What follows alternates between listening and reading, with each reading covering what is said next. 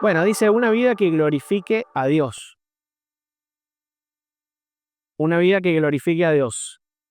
¿Sabían ustedes que existimos para glorificar a Dios? No hay otra razón para la que estemos.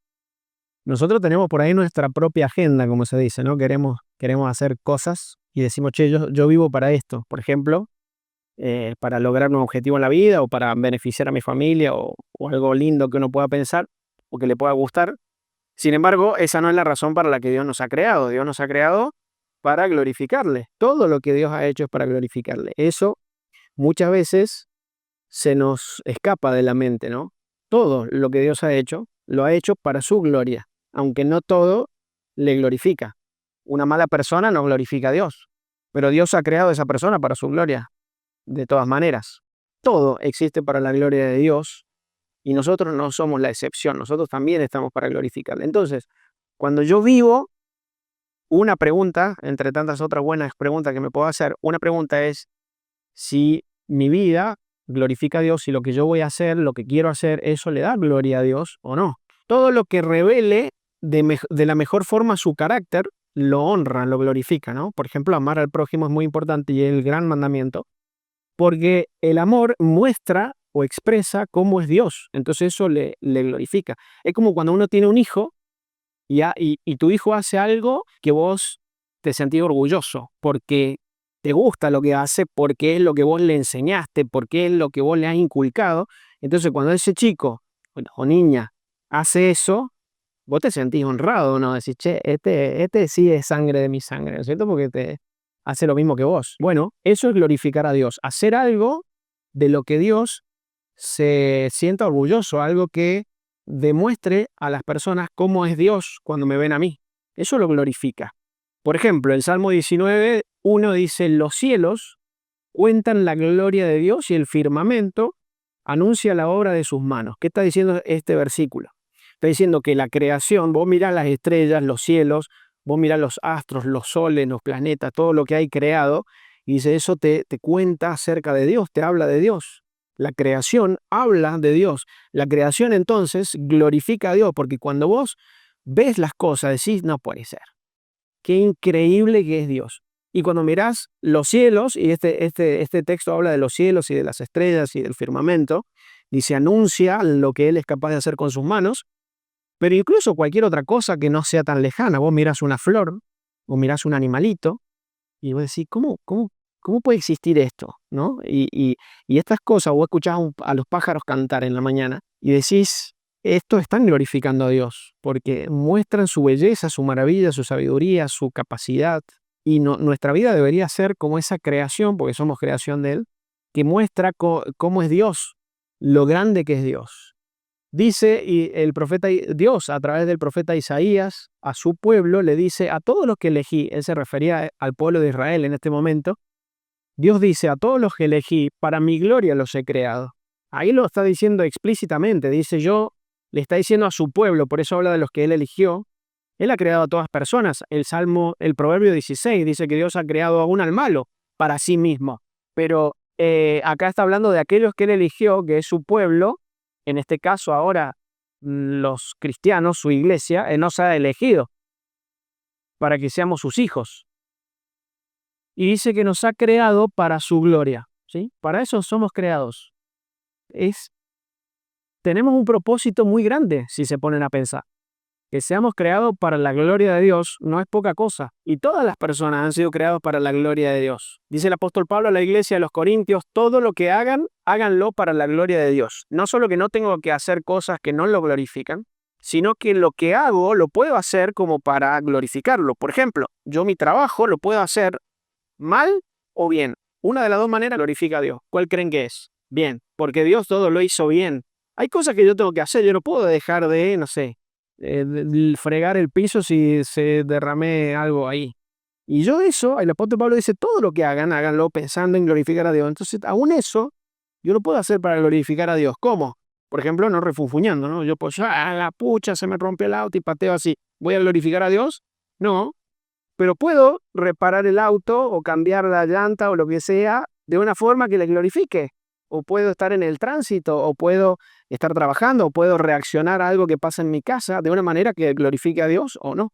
Entonces todo lo que hago yo lo tengo que hacer de una manera que lo glorifique. No es que glorificar a Dios solamente es cuando yo estoy cantando con la banda de la iglesia. No, no. Todo lo que yo hago puede glorificar a Dios o no. Depende de mi corazón y mi actitud. La gente tiene que ver a Jesucristo en nosotros. Jesús dijo, esta enfermedad no es para muerte, sino para que el Hijo de Dios sea glorificado. Acá le habían contado a Jesús que su amigo Lázaro estaba muy enfermo y estaba por morirse y que se apresurara a llegar hasta su casa para ir a sanarle. Eso es lo que estaba sucediendo cuando Jesús dijo esto.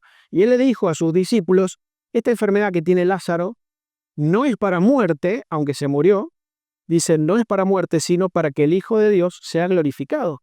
Esa enfermedad que tenía Lázaro en ese momento iba a servir para mostrar la gloria de Dios. ¿Cómo? Bueno, se iba a morir, iban a pasar 4 días y recién ahí Jesús iba a llegar y lo iba a resucitar y toda la gente iba a poder ver el poder del Hijo de Dios. Eso le glorificaba. Entonces, aún esa enfermedad, aún esa muerte, tenía que servir para la gloria de Dios. Y esto me hace ver otra perspectiva de lo que venimos diciendo. Es aún aquello malo que a mí me pasa, aún aquello que yo puedo sentir que por qué lo tengo que vivir, que por qué me tiene que haber tocado esto. Tal vez yo ahora no lo entiendo, pero Dios tiene un propósito y ese propósito es glorificarle y yo tengo que acompañar ese propósito, porque también puedo no acompañarlo y renegar de eso y no glorificar a Dios, pero Él lo ha hecho en mí para su gloria. Y eso es algo muy grande y que la mayor parte de nuestra vida tal vez no lo sepamos o no lo entendamos. Fíjense, hay muchos detalles increíbles en esta historia, la historia del ciego. Dice, Jesús vio a un hombre ciego de nacimiento y le preguntaron sus discípulos, Maestro, ¿quién pecó, él o sus padres para que haya nacido ciego? ¿Cuál era la mentalidad de estos hombres? Esto tiene que ser un castigo, tiene que haber habido algo mal, algo malo, ¿sí? O los padres pecaron y Dios los castigó con un hijo ciego, o esta persona pecó y por eso nació ciego. Pero no tiene sentido, porque él había nacido ciego y dice, ¿quién pecó para nacer ciego? O sea, como que Dios lo castigó por adelantado, digamos, ¿no? Porque tendría que haber sido tan injusto Dios como para castigarlo por adelantado, porque nació ciego antes de pecar, de cometer el pecado, ¿no? Fíjense que ya era una pregunta medio incoherente. Era una pregunta incoherente. ¿Cómo va a nacer ciego como castigo a un pecado que todavía no comete? Eso no tiene sentido. Pero la gente por ahí busca este tipo de cosas. Hemos mencionado muchas veces el caso de Job también, que Dios permitió un montón de calamidades en su vida y las personas estaban convencidas de que él tenía que haber hecho algo malo. Y siempre la gente tiende a pensar que si nos pasa algo malo es porque Dios nos está castigando por algo, y no necesariamente. Pero no tenemos que pensar eso. A lo mejor, y nosotros mismos a veces pensamos, che, ¿qué pasó o qué habré hecho que me está pasando esto? Tal vez sí hayas hecho algo, o tal vez no. Simplemente Dios quiere glorificarse a través de tu vida de una manera que vos todavía no entendés. Entonces Jesús le contesta, no es que pecó él o sus padres. Nació ciego para que en él se muestren las grandes cosas que Dios puede hacer. Y esto también es muy loco. Dice Jesús que este hombre, supongamos no sé qué edad podría tener, imagínense, 30, listo. Ese hombre nació y vivió 30 años ciego para que Dios se glorifique en un momento, en su vida. 30 años. Que él, ¿cuántas veces habrá renegado de su situación? Habrá dicho, ¿por qué me toca? Tal vez no, pero es lo más normal, lo que tal vez yo habría hecho. ¿Por qué tengo que ser ciego? ¿Por qué Dios me ha tratado de esta manera? ¿Por qué es tan injusto? El 99 o el 100% de las personas que conozco, ninguno es ciego y yo sí. ¿Y te parece justo? A veces las cosas que nos tocan vivir no nos parecen justas. Y sin embargo, supongo y estoy bastante convencido de que este hombre, si después de que Jesús lo sanó, pudiese haber elegido entre haber nacido vidente y no haber tenido un encuentro sobrenatural con Jesús, y haber nacido ciego y vivir, supongamos, 30 años, pero que haya tenido ese encuentro sobrenatural con Jesús, supongo que él hubiese elegido, después que supo lo que iba a pasar con él, haber nacido ciego, ¿o no? Entonces Jesús escupió en tierra, hizo lodo con la saliva y untó con el lodo los ojos del ciego. Y le dijo, ve a lavarte al estanque de Siloé. El hombre fue, se lavó y regresó bien. Jesús podría haber dicho, ahora ves, y hubiese visto, pero no hizo eso. ¿Por qué creen que no hizo eso?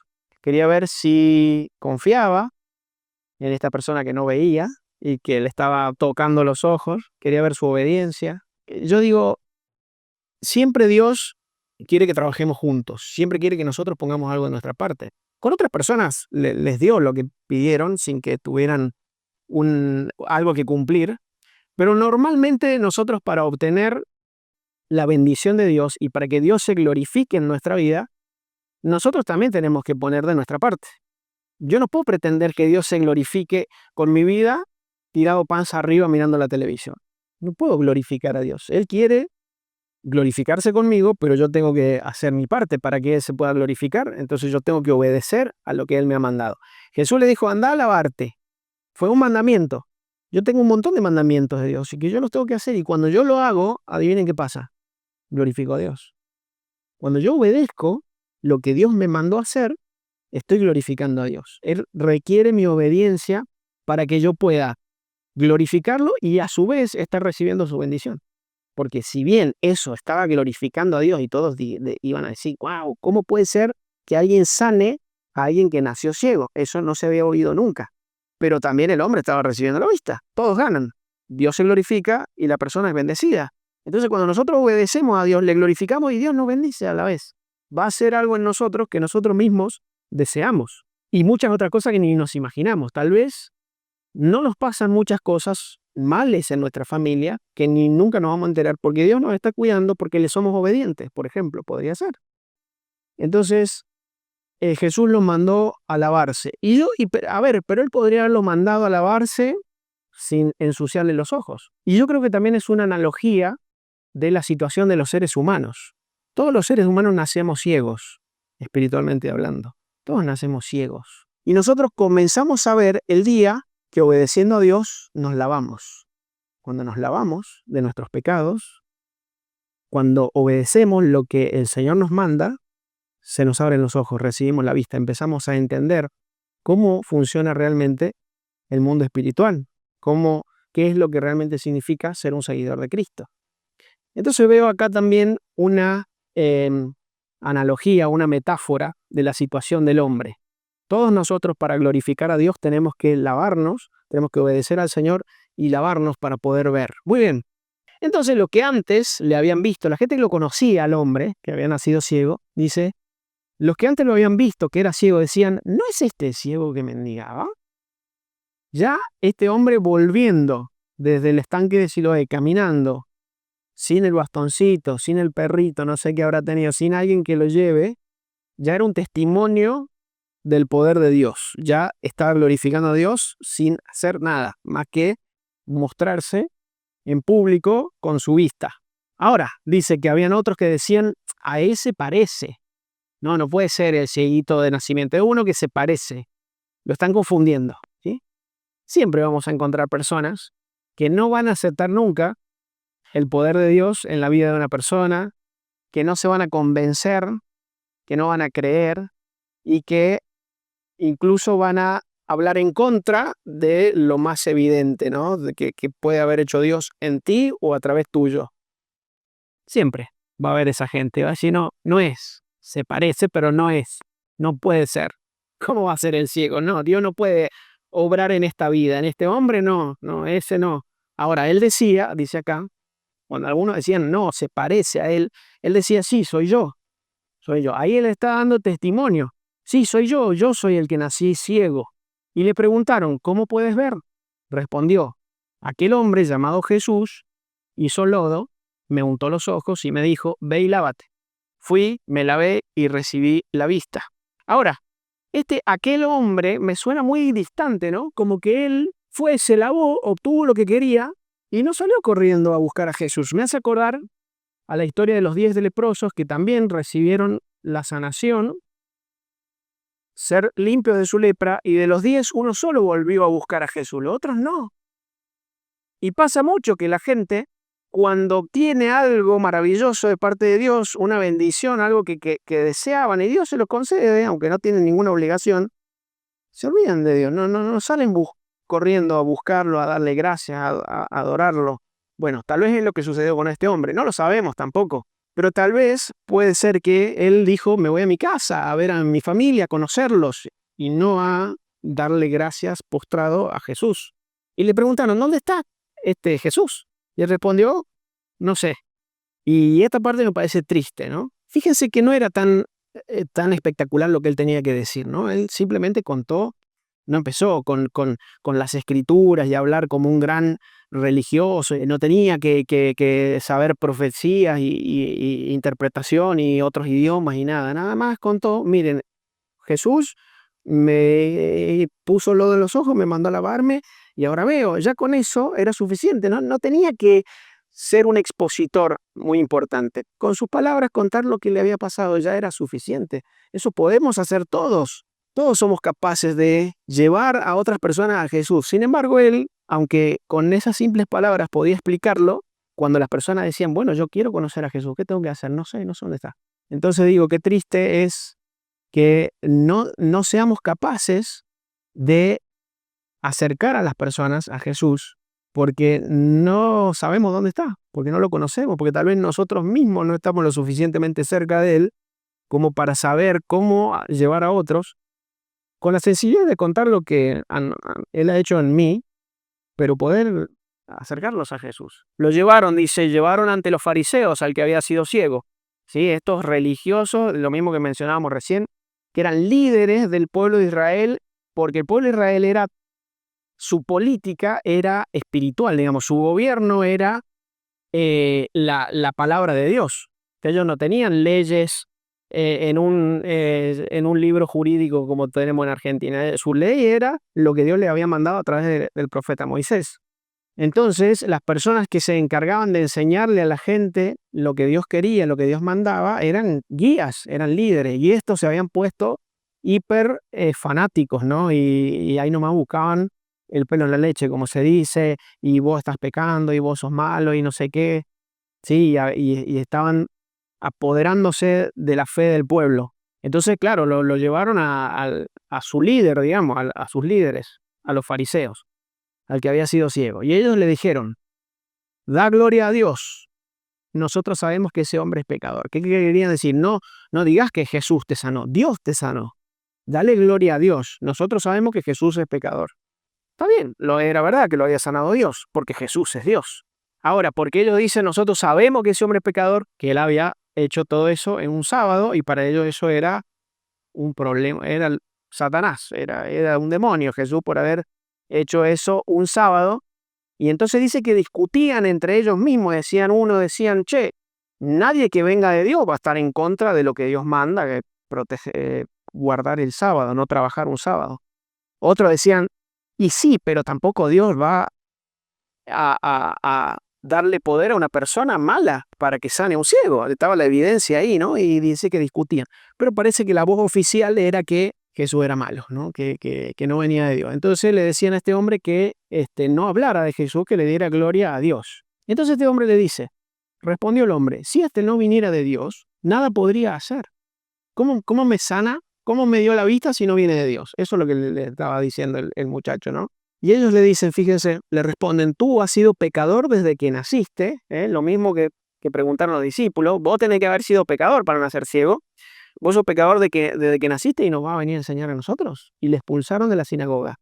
Fíjense que esto suele suceder mucho y hoy se le llama falacia ad hominem, que es atacar a la persona cuando no le podés vencer un argumento, ¿sí? Ellos le están hablando de Jesús. Él le dice, si Jesús no viniera de Dios, no me podría haber sanado. Eso era irrefutable. No podían, habían hablado con los papás habían dicho, sí, este es nuestro hijo, sí, nació ciego. Entonces no podían taparlo, era una evidencia irrefutable. El muchacho estaba viendo. Entonces cuando él le dice, miren, si no viniera de Dios, no me podría haber sanado, y eso no lo pueden refutar, le dicen, vos sos un pecador desde que naciste. Ya no atacan el argumento, ya atacan a la persona. Eso siempre pasa, ¿no? En las discusiones, cuando vos planteas algo que es una verdad evidente, ya empieza a atacar a la persona. Y si vos sos una porquería, vos sos un pecador, cállate vos y vos, ¿qué me vas a decir a mí si naciste pecador? ¿No es cierto? Eso es lo que le estaban diciendo a este hombre. Como si ellos no hubiesen nacido pecadores, como todos, ¿no?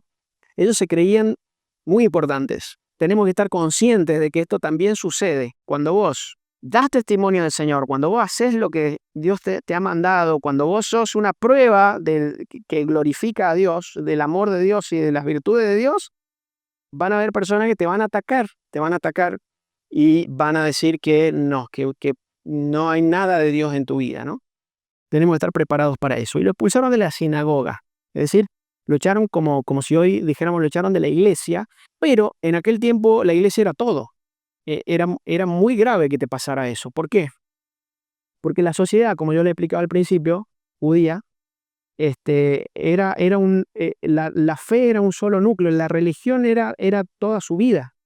Entonces, que a vos te echaran de la sinagoga, es decir, te expulsaran de su contexto, ¿sí? de su vida religiosa, vos ya se te acababa la vida prácticamente. ¿Por qué? No solamente que no podías ir más al templo a adorar a Dios y seguir con tu fe, que eso podría ser lo de menos, porque es importantísimo, pero era lo de menos. La familia de ese muchacho que seguía en la sinagoga ya no iba a poder tener contacto con él porque iban a tener problemas. No, vos no te puedes juntar con este si nosotros lo hemos expulsado. Entonces esta persona quedaba también aislada de su familia y los conocidos, los amigos, por más que estuvieran de acuerdo con él, si no querían tener problema con la sinagoga o con el Sanedrín o con estos fariseos, iban a tener que no juntarse con él y no podía ni siquiera trabajar, que tal vez, no sé si como ciego podría trabajar, probablemente no, pero si él ahora buscaba trabajo, nadie le iba a querer dar trabajo porque todos iban a saber que era el que habían expulsado, ¿se entiende? Y todo pasaba por ahí, eras como un desterrado, ¿sí? Por eso tenían tanto miedo que le echaran de la sinagoga. De hecho, hay un lugar donde el Evangelio nos cuenta, el Evangelio de Juan, dice que muchos creían en él, de los fariseos incluso, pero no lo querían decir, y de los gobernantes, no lo querían decir para que no lo echaran de la sinagoga, lo dice así, dice porque preferían la gloria de los hombres que la gloria de Dios. Preferían la reputación y quedar bien delante de las personas. Qué loco, ¿no? Que nos importe más lo que va a pensar alguien de mí que lo que piensa Dios. Y muchas veces estamos dispuestos a embancarnos algo que sabemos que está mal en un contexto religioso, con tal de que adelante de las personas sigamos teniendo buena imagen con ellos. Aunque no tengamos buena reputación con Dios porque estamos sosteniendo o bancando algo que no le agrada o no le glorifica. Bueno, oyó Jesús que le habían expulsado, dice. Fíjense que las dos veces Jesús lo va a buscar a él. En el primer versículo que leímos, dice que Jesús vio a un ciego. El ciego no estaba buscando a Jesús y el ciego no fue a pedirle nada a Jesús. Ustedes se fijan y en ningún momento ni habla prácticamente el ciego con Jesús. No le dice nada. No le pidió. Y ahora que él se va al estanque, se lava los ojos, tiene este problema, lo expulsan, y él no está buscando a Jesús otra vez. ¿Se acuerdan que no sabía ni dónde andaba Jesús? Y él ya estaba haciendo su vida, estaba hablando bien de él, estaba enfrentándose al sistema y no tuvo miedo, no tuvo problema de decir, sí, Jesús viene de Dios porque me sanó, y bueno, y si me tienen que echar, que me echen, pero yo no voy a mentir. Eso estaba glorificando a Dios. Y porque él estaba haciendo eso, ahora Jesús lo vuelve a buscar. Y eso me llena de felicidad, ¿no? De gozo, de saber que a Dios le importo y Él me va a buscar, aun cuando tal vez no en todos los momentos yo lo estoy buscando a Él. Simplemente porque estoy tratando de, en lo poco que puedo y que sé, decir la verdad y dar testimonio y aguantar si en algo no me va bien, como le estaba pasando a este hombre con lo religioso, por la verdad, ¿no? Por buscar la verdad. Entonces dice que Jesús oyó que lo había expulsado y hallándole, lo fue a buscar Jesús, le dijo, ¿crees tú en el Hijo de Dios? Y él respondió, ¿quién es, Señor, para que crea en él? Recordemos que este hombre no lo había visto a Jesús. Entonces dice, ¿vos creés en el Hijo de Dios? Se encontró con Jesús, pero él tal vez no sabía que se estaba encontrando con Jesús. Y Jesús se le acerca y le dice, ¿vos creés en el Hijo de Dios? ¿Quién es? Ahora le quiere conocer, ¿no? Porque tiene la oportunidad. Y dice, ¿quién es para que crea? Y él le dijo, soy yo, ya le has visto, el que habla contigo. Y él le dijo, creo. Y le adoró. Ahora, cuando el ciego se da cuenta que tiene a su Salvador, a su sanador frente, cree también hay que pensar otra cosa. Cuando Jesús le dijo, bueno, anda, lavate, todavía no había pasado nada. Él no tenía ninguna razón para creerle. Él dijo, bueno, perdido por perdido voy y me lavo. Pero él no sabía si iba a sanarse o si este era un loquito o era Jesús, o era el Hijo de Dios. Sin embargo, ahora ya sabe, porque está viendo que verdaderamente este hombre tiene poder y es el Hijo de Dios. Entonces dice, decime, decime quién es y yo creo en él. Y entonces con la evidencia de lo que había pasado en su vida, este hombre cree en Jesús y le adora. Y a mí me encanta pensar que la reacción más natural de una persona que ha tenido un encuentro con Dios y ha visto su poder y se ha reconocido limpio, sano de sus problemas, de su pecado, ha entendido que ahora puede ver, la reacción más natural es adorarle. ¿Y qué es adorarle? Bueno, tener una vida que agrade, que glorifique a Dios, estar reconociendo su grandeza, su poder, su maravilla, contársela a otros, lo que él venía haciendo, y decírselo y expresárselo de todas las formas que tenemos, con la boca y con nuestra forma de vivir también. Eso adora a Dios y eso le glorifica. Bueno, muy bien, acá terminamos la historia.